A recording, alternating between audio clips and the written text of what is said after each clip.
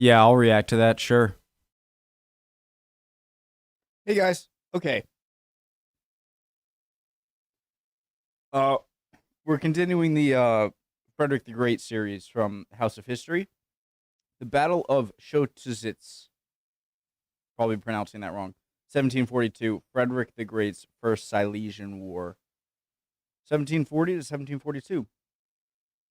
Silesian War. Good. This is perfect.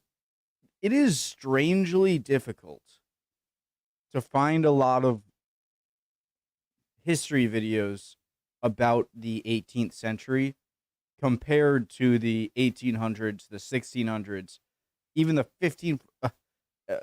1900s obviously are easy. But I don't know why the 1700s, they seem to be maybe a little bit more peaceful than the 1600s and the 1800s. Maybe I'm just imagining that. But yeah, so this is perfect. Preemptive like. My name's Connor. Did I say original link to the video, top of the description, below that link to the Discord? If not, then I said it again. What? Let's go. You ready to learn? Phones away.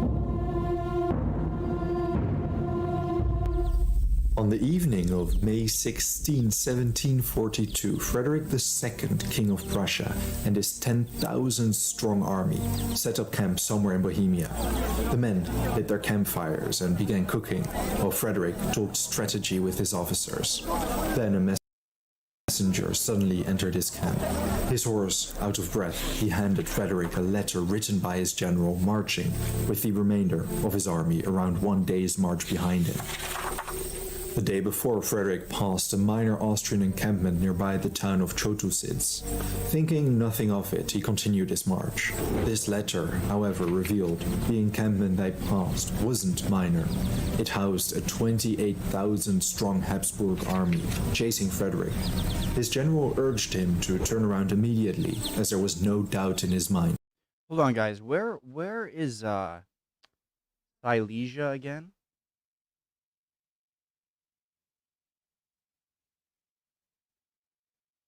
Okay. All right. Understood. Okay. Okay. Okay. Okay. Okay. Oh, nope, not this one. Shoot.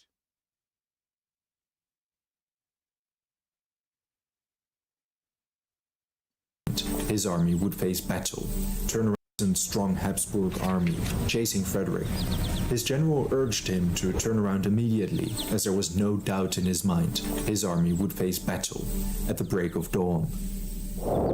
After Frederick's victory at Mollwitz, news traveled fast to all European courts. The small, insignificant Prussia managed to take on one of the greatest European dynasties, and they won. In the direct aftermath, Mollwitz led to a chain of events resulting in the War of the Austrian Succession. Planning rights, a period of diplomatic activity followed. Every power participating in the subsequent war had different interests.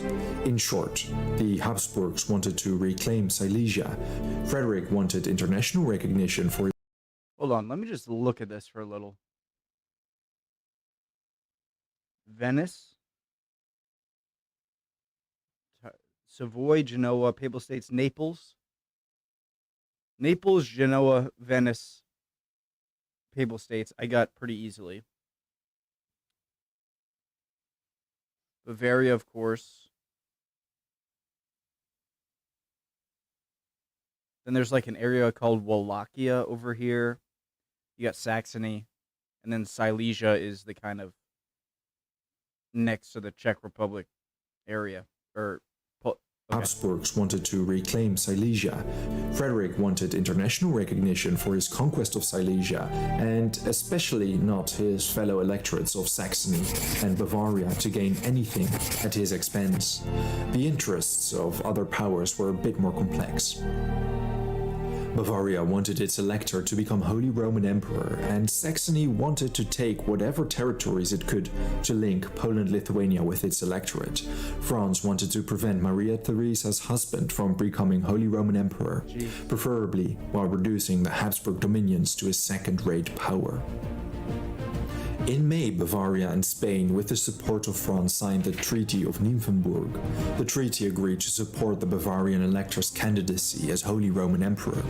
Later, Savoy, Piedmont, and Saxony joined the alliance. Finally, Prussia joined on June 4th, with France agreeing to send 2 French army corps, one to aid Prussia, one to invade Bohemia. Still, Frederick wanted Silesia, but he knew he would not benefit if Maria Theresa's lands were improperly dismembered. As such, he joined the alliance with a significant dose of suspicion. Despite his Roman Emperor. Later, Savoy, Piedmont, and Saxony joined the alliance. Finally, Prussia joined on June 4th, with France agreeing to send 2 French army corps, one to aid Prussia, one to invade Bohemia. Still, Frederick wanted Silesia, but he knew he would not benefit if Maria Theresa's lands were improperly dismembered. As such, he joined the alliance with a significant dose of Interesting and smart. That's like a Otto von Bismarck. I don't know enough, all right, about Otto or about Frederick the Great, but wanting Silesia, but knowing that getting Silesia while getting the greater goal of kind of controlling Austrian lands by doing the more first thought thing, it could hurt his ambitions for Prussia later on. And so he's sacrificing the short-term gain of Silesia, or the short-term solidification of Silesia, for keeping the Austrian lands kind of in one sack that he can then go and take. Okay, interesting. Did I get that right? Lands were improperly dismembered. As such, he joined the alliance with a significant dose of suspicion. Despite his allies preparing for war, Frederick enjoyed a relatively quiet summer, welcoming reinforcements and, at best, enduring some cavalry skirmishes against Hungarian hussars. Then in August, the French army corps arrived. Contrary to Frederick's expectations, namely marching them to Vienna, Whenever I think of hussars, I think of Poland. But that's the winged hussars, and so hussars is a term for cavalry. Is it? Someone help me? a combined French, Saxon, Bavarian army focused on conquering Bohemia to French army corps arrived. Contrary to Frederick's expectations, namely marching them to Vienna, a combined French, Saxon, Bavarian army focused on conquering Bohemia to secure the electoral vote for Charles of Bavaria. Frederick's allies didn't know that Frederick concluded a secret truce with General Neipperg on October 9th. The Habsburgs were in a desperate situation, losing ground every day. Frederick did not want to lose face towards his allies. As such, both parties concluded a verbal truce which stopped Prussia from making war, without appearing to have stopped making war. Within a few months, Frederick had already betrayed his alliance, and it would not be the last time. In November, a combined French-Bavarian-Saxon army captured Prague. 1 month later, Charles was crowned King of Bohemia. Then, securing this electoral vote, he was crowned Holy Roman Emperor in January 1742. Prussia had been relatively dormant during these developments. Realizing his allies were taking control of the situation, Frederick decided breaking the truce would be worth it to cement his position. In December, he invaded Bohemia and captured Troppau and Olmütz. He betrayed Maria Theresa a second time. He rationalized it by stating the Austrians in fact broke the truce by leaking its existence to certain parties. Though things went well for Frederick for now. A second time. He rationalized it by stating the Austrians in fact broke the truce by leaking its existence to certain parties. Though things went well for Frederick for now, his allies faced tougher challenges. I'm sorry, I'm an idiot, an ADD. I always get distracted by Austria-Hungary or just Hungary sometimes. Looking like they both kind of do. Hungary looks like a manatee, and Austria-Hungary still sort of looks like a manatee, but with a big wiener. Okay. In January, a fresh army levied in large part from Hungary and Croatia under Field Marshal Count Ludwig Andreas Khevenhüller was determined to drive out the Habsburg. What is that name? Under Field Marshal Count Ludwig Andreas Khevenhüller. Count Ludwig von Khevenhüven? was determined to drive out the Habsburg enemies. From Vienna, he marched to Linz, where he defeated the French general Segur. They continued their march west, capturing Munich, banning riots. In a twist of irony, the Bavarian elector was crowned emperor on that day in Frankfurt am Main. The first among European sovereigns had no state, no army, and no resources. In the background, Frederick continued securing his hold on Silesia by defeating some defiant Austrian garrisons before marching into Moravia together with a 20,000-strong Saxon army. However, when they reached Brno, the Saxons refused to go any further. Their refusal was one of the many reasons Frederick referred to when publicly bad-mouthing his allies on many occasions. It would not bode well for the future. The constant harassment of supply and communication lines by Hungarian hussars and local irregulars led Frederick to try and squeeze the province as dry as he could before setting up his headquarters at Krudim. Facing hard times, Frederick reached out to Maria Theresa to see if she would be willing to accept another pact of neutrality. Considering his earlier violations and his callous invasion to begin with, she would not be fooled a third time. Sources conflict whether Maria Theresa sent an army to recapture Prague or to root out Frederick specifically. At any rate, in April, Austrian troops stationed in Bohemia received orders to link up with an army advancing through Moravia. Fielding an approximately 28,000-strong army under the commander Charles of Lorraine, they marched in Frederick's direction. Correspondence reveals Frederick was in the dark for the majority of the operation. It wasn't I gotta pee quick, guys. Be right back. Okay, I'll wash my hands. Until May 10th, he realized Frederick was in the dark for the majority of the operation. It wasn't until May 10th he realized a powerful Austrian army marched in his direction. So he decided to split his army into two, taking them north. Frederick took 10,000 soldiers while... Hold on, guys. I had to get ready. Frederick was in the dark for the majority of the operation. It wasn't until May 10th he realized a powerful Austrian army marched in his direction. So he decided to split his army into two, taking them north. Frederick took 10,000 soldiers, while one day behind them followed 18,000 more under Leopold of Anhalt-Dessau, son of Frederick's mentor, the Old Dessauer. Frederick and Dessau figured they traveled far in advance of the Austrians. Then on May 15, Frederick passed an Austrian encampment near the village of Chotusitz. He didn't think much of it.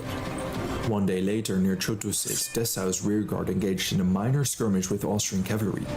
The experienced commander understood it wasn't just a random encampment or skirmish. It was, in fact, Charles's entire army. Respecting the danger he was in, Dessau ordered his men on a grueling march towards Frederick to bridge the gap. He sent out several horse riders with the urgent message for Frederick to turn around and march towards him. That night at 2 a.m., his exhausted army occupied Chotusitz, a small Bohemian village. Riders returned with Frederick's reply. Dessau was not to engage under any circumstances until Frederick arrived. Dessau commanded up to 18,000 Prussian infantry. He deployed his men to the south of Chotusitz. He positioned his cavalry on both flanks, with his left flank commanded by Lieutenant General von Waldhof. In front of the Zirkwitz pond on his far right stood 70-year-old Lieutenant General von Buddenbrock. The cavalry consisted of heavy cuirassiers, dragoons, and light hussars. The positioning was done on purpose so that once Frederick arrived, he would find room to deploy. Oh my god, you guys taught me what dragoon is, and I freaking forget. Originally, a class was mounted infantry, who used horses for mobility, but dismounted to fight on foot. Okay. Okay. The positioning was done on purpose so that once Frederick arrived, he would find room to deploy his infantry. The infantry was comprised of both grenadiers and light infantry. Charles wanted to mount a charge before Frederick could deploy his army. Before dawn, he already deployed his infantry in two long lines in the center, flanked by two sizable cavalry contingents. The Austrian infantry were the... Wait, what is the point of riding a horse into battle, but then getting off to fight on foot? Why not just stay on the horse? You know, am I not understanding. So. Characteristic white coats with lapels, a tricorn hat equipped with muskets, bayonets, and small swords. The Austrian cavalry consisted of Hungarian hussars and traditional heavy Austrian cavalry. The left was commanded by General Karl Baciani and the right by Wenzel, Prince of Liechtenstein. Before 7 a.m., Charles ordered his infantry lines to begin their march forward. Frederick and his 10,000 soldiers arrived around 7 a.m. A large body of Austrian soldiers advancing in the distance welcomed him. The Austrian artillery fired away at the Prussian positions, but the Austrians had no idea the king arrived. A large mound between Chotusitz and the Zirkwitz pond blocked their view. Still, Frederick felt he would not be able to properly deploy his army in time. As such, he ordered the artillery to fire at the Austrian positions. As the artillery fired, Buddenbrook received orders to charge against the Austrians and hamper their advance. The Prussian right charged straight towards the Austrian left flank. Baciani ordered his cavalry to launch a countercharge. Both bodies of cavalry heavily damaged each other upon impact. An aggressive and cluttered melee ensued. According to some eyewitness accounts, the rising dust blinded the rearguard of the cavalry. The Prussian cavalry, inferior to the Austrians, endured the brunt of the damage. All the while, Frederick was still frantically deploying his army in the background. He learned from Mollwitz that his incredibly disciplined infantry could once again make the difference in the face of adversity. Soon after, Wenzel's cavalry launched a charge against Waldorf. Fighting took place on both the eastern and western sides of the battlefield. Among all this chaos, Charles's infantry marched forward towards Chotusitz. Under Dessau, the Prussian infantry launched a countercharge as Frederick's infantry was still not ready for combat. Because the Austrian infantry had already advanced quite a bit, it did not take long for Dessau's infantry to charge into them. Heavily outnumbered, ferocious fighting broke out. Dessau's troops were slowly pushed back into Chotusitz, and when the Austrians reached the outer row of wooden houses, they lit them on fire. The smoke made commanding the armies incredibly challenging. As fighting ensued on every front, part of Waldorf's cavalry broke from the melee and charged into the Austrian right flank. Infantry fired volleys at each other as the cavalry battled it out. Finally, Baciani and Buddenbrook's cavalry drifted off to the Austrian left, leaving that infantry flank entirely exposed. It wasn't until 10:30 a.m. that Frederick finished deploying his infantry in a square. The fight had been going on for well over 3 hours at this point.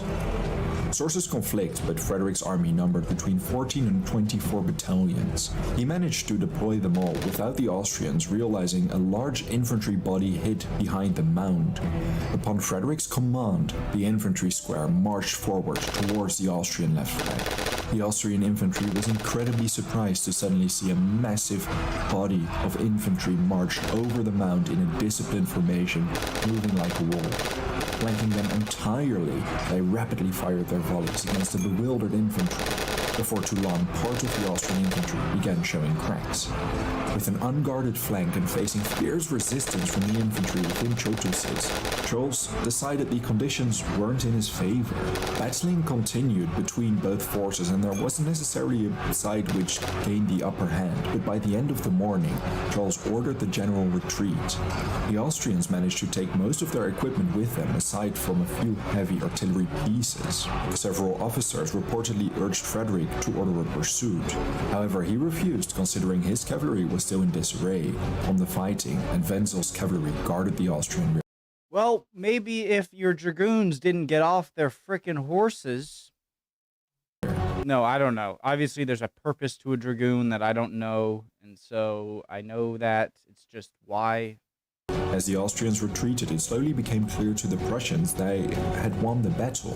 In total, Prussia Look, suffered... I know there has to be a lot of people just yelling, or that there has to be a purpose behind a dragoon. They're not just going to have them ditch the horse to be weaker. It has to serve a purpose. So 4,800 casualties, whereas Austria suffered 6,400, of whom many, if not most, were prisoners. Because Charles was allowed an orderly retreat, the Battle of Chotusitz did not prove to be a decisive victory for Prussia. Although not militarily, because international developments would soon radically play into Frederick's favor. Despite not being a decisive victor, Austria's retreat certainly allowed Frederick to boast of his victory. Letters to friends reveal he exaggerated the number, stating the Prussians lost 1,200 at best, whereas the Austrians lost up to 7 times as many men. Charles managed to coordinate a stable retreat, whereas he was able to take up arms against Frederick again in Vienna, where he got the best of Maria Theresa and her advisors, not to mention the empty treasury. If the Habsburgs wanted to defeat France, they could not have that pesky Frederick taking up resources. As such, they finally caved to another round of diplomatic talks with Frederick. The British presided over the peace talks, agreeing to pay a significant sum for Maria Theresa to cede Silesia. The British had no interest in the balance of power on the European mainland being upset. On June 11th, both parties signed the preliminary peace at Breslau. The final treaty was signed on July 28th in Berlin. The Austrians were only willing to cede Silesia if Frederick became its sovereign duke. The king reportedly replied, "I don't give a f*** about titles, as long as I get the territory." He now left his former allies, the French, Bavarians, and Saxons, to fight against the Habsburgs without him. Sorry, it's just so awesome being separated by not being on the European mainland as the British or America, in that you only really get involved on the European mainland if it suits your economic or geopolitical interests rather than defense. You know what I mean? And that is fortunate. His sudden withdrawal from the war was again a massive blow to his former allies. It was the second time he betrayed them in a very short period. Despite the peace treaty, neither side expected the peace to last indefinitely. Maria Theresa knew that she would have her vengeance once she beat the French. And Frederick understood this all too well, and as soon as the peace was signed, he began restocking his depleted treasury and rebuilding his army.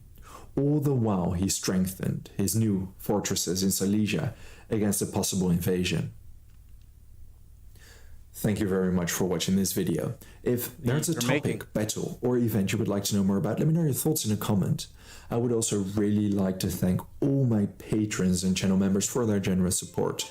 If you enjoy House of History and want to support my work, consider joining me on Patreon. For just $1 a month, you already gain access to exclusive Patreon videos. Don't forget to subscribe. See you next time. Great channel. I'm subscribed. Cool. I like learning more about 17th century or 18th century history in general, not just Prussian or whatever, just because it's sort of a weird gap in between the 16 and 1800s. That I know, in the very early on, you got the Great Northern War, and you have the War of Austrian Succession, and you have the War of Spanish Succession. Right, very early on, kind of going on at the same time, the Great Northern War.